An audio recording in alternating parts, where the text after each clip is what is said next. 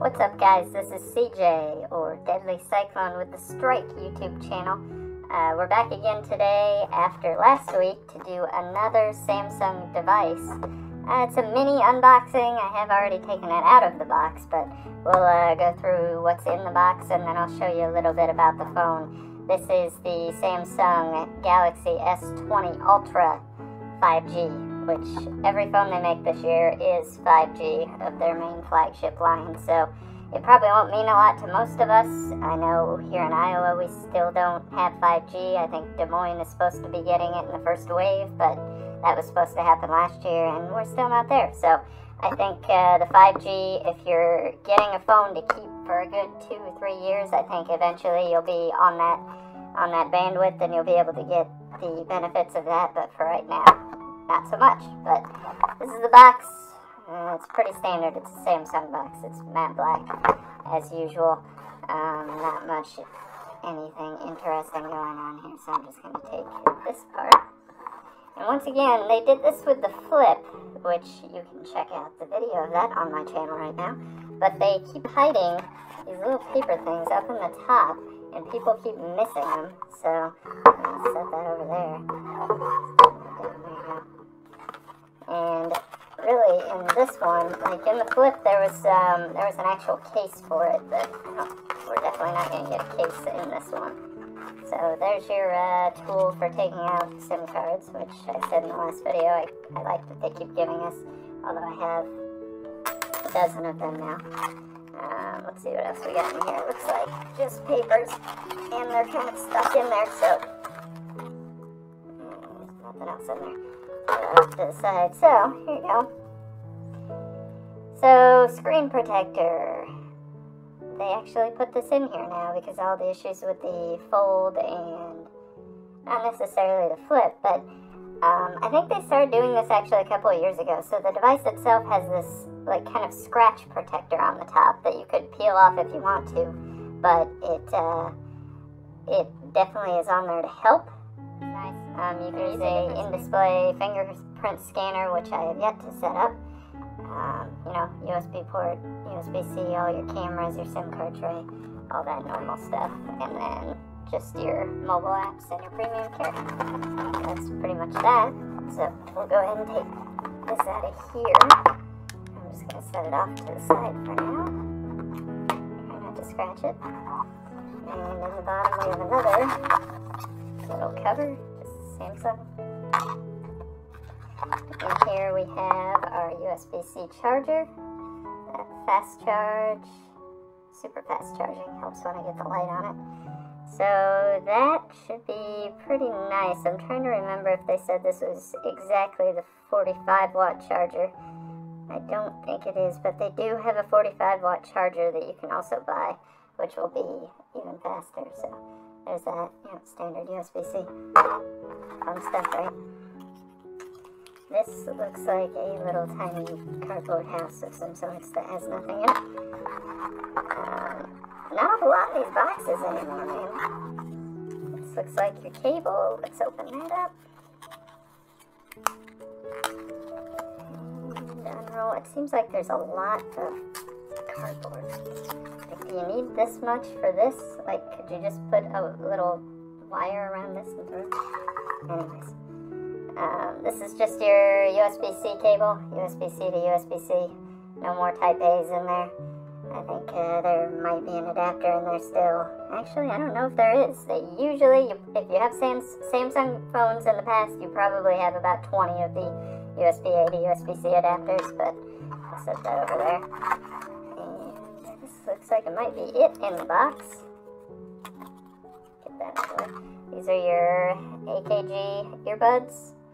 Still one of my favorite collaborations, that they're actually partnering with a company that offers really good sound and really good headphones to put in the box. And there's your USB-C, because these are now USB-C only. There's no headphone jack. So love it or hate it, and we're getting to that point where there are no more headphone jacks in the device. There are still phones out there if you like that, so and here's your extra ear tips. As far as what's in the box, that's, jokes aside, that's all that's in the box. So definitely no adapter, which is strange because I'm so used to having those everywhere. So I'll set that up there. And then the device itself. So hopefully it doesn't have too many fingerprints and you're going to see me behind the camera again. But there's that beautiful, huge 6.8, I think, inch screen. Flip it over, very shiny, very fingerprint magnet. I had to wipe this thing off like multiple times already today.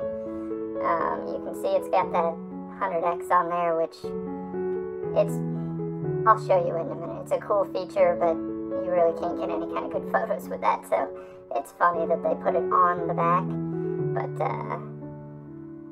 that's kind of the device, I guess. So you've got on the side here, if I can get some focus in here, you've got your power button and your volume rocker, and that was kind of the same with the Galaxy Flip. There wasn't much on there, but if you watch my Flip video, the power button was actually recessed because it was a fingerprint reader, and I didn't actually like that because my thumb would automatically hit the volume rocker instead. So kind of glad that it's not recessed on here, if you can see that. And on the other side is just basically nothing. Absolutely nothing. And on the top, you got your SIM card slot, and it looks like a little microphone, probably for noise cancellation. On the bottom, another microphone, your speaker grill, your USB-C port. So that's the device itself. It's nice. I mean, it feels nice. I was surprised though, because a lot of videos I watch that this is a really big phone, this is so huge, and then, I get it, and it's not that much bigger than the iPhone 11 Pro Max I've been using for the last 8 months. It's definitely taller, but it doesn't weigh that much either. I mean, it definitely feels like a Samsung device. It's a solid phone, it's solid metal and glass, but it feels good in the hand. Now, if you put a case on it, that might make it a little bigger. It might be harder to fit in your pockets. For me, it still fits in my pocket, but depends on what kind of pants you wear, I guess. So I'm gonna go ahead and boot this thing up and just ignore if I have any notifications popping up right away. But you get that nice 5G logo on there for really no purpose unless you live in a downtown area of a giant city.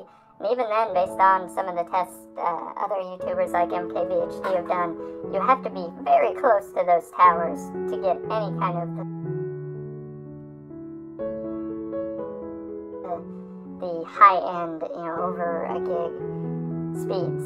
So most of what you're going to see with 5G, it will be faster, but it doesn't penetrate as well as 4G LTE has done in the past. So phone restarted. Let's see if we can unlock it here. I'm gonna pop it over here, put my pin in, because you guys don't need to know that in case you ever find me. Getting the phone started up. There's my lovely Witcher 3 background. Shout out to the Reddit wallpapers threads for those. But that's the device, and you can see just how nice that screen is and how big that screen is. And it's just, everything's just super quick to open. All the apps, and by default this thing isn't set to the high refresh rate that it comes with standard, so I'll show you where you gotta go to do that. So a lot of people may get it and be like, this doesn't seem any faster. That's because by default it's not. But if you go into, if I click the right button, display and motion smoothness, you can see here that there's that high refresh rate. So initially it's set to 60 Hertz. You definitely want to switch it to 120. I think that's one of the best features of this phone, is just how smooth everything is on 120. And with that, your screen resolution is set to 2400 by 1080. If you turn the high refresh rate back down to 60, you can go all the way up to that 3200 by 1440. But on the 120 Hertz refresh rate, the highest resolution you can do is that 2400 by 1080. But I find it looks fine. Like, it looks super crisp. I mean, you guys can see it from here. I know you're seeing it through a screen, but it looks sharp. I don't think I'm missing out much. And the refresh rate that you get just scrolling through stuff, if I were to open Twitter here and just scrolling And I know this is a funny demo to do because depending on what screen you're watching this on, you may not notice it, but everything's just super quick and super smooth when you're scrolling through different apps. So, you may have noticed I switched directions, screen, and how good the 240 hertz, not 240, that would be amazing, the 120 hertz refresh is. And as I showed here, you can scroll through pretty quickly. The other thing that I wanted to show off, and I know a lot of videos have mentioned this, but let's see if we can get closer here. If you hit the icon there, there's this keep open for quick launching. And what that does is it pins the app into the RAM, so into the active memory. And what that enables you to do is your phone won't shut down your app if you go away from it for a while. So there's a lot of times when I've been writing an email and I have to go look up something on the web or whatnot, and I come back and my email software is closed because it took it out of RAM and there was not enough RAM. So in order to combat that, they added that pin to memory, and that just enables that app to stay open all the time for good. So I'm curious to see how eventually that affects the RAM, if it does, or affects the battery life or anything like that. But it's a nice feature to have, and this phone definitely has enough RAM to satisfy the need for it. So you may not even need to use it, I guess, given the amount of RAM in the phone, but overall, I think it's a nice feature to have. So that's just kind of an overview. I might see if I can do a little video with the phone itself and throw it up on the channel as well. But we'll try to keep using this thing and try to give you guys an update. If there's any specific questions you have about the device or about what it can do and what the zoom looks like, if I show you that real quick because it's ridiculous. You can see as you start to zoom in here, you've got your 100 times zoom, which, you know, it's just pointless. It's nice that it shows you where you're at. So even if I like point out into my hallway here, I can barely even tell what I'm looking at. It's just a dark hallway, so you're not going to see much. But so you've got that zoom that goes all the way in, and then all the way back out, and then out even further. So that's nice. But anyways, if you guys have anything specific you want me to take a look at on the device or show on a video, I can definitely do that. But overall, first impressions, it's a very solid device. The screen is fantastic. I know there's some issues with the autofocus on the video itself, and I think Samsung's going to put out a patch that hopefully helps that. So we'll see how that does. I did notice a few issues when I was filming some stuff with it. But other than that, it's expensive. It's around $1,400, I want to say. There are other options. You can get the Galaxy S20 or the S20 Plus, which obviously don't have the crazy specs this has, but have enough that it's probably great for 99% of people. But for the power user, this is a power device, and it's big, and it's got all the memory, and it's got all the specs, and the giant camera, and the sensors, and anything you could possibly want. So if that sounds good to you, I wouldn't have a hard time recommending the phone. It's going to take me a little bit longer just to see how much I like it in day-to-day use, but that's kind of it for now. So if you guys have anything, go ahead and subscribe and then leave some comments, and I can definitely answer some stuff down in the questions or in the comments area. If there's anything you want to see on video, just let me know and I will show that as well. But that's the device.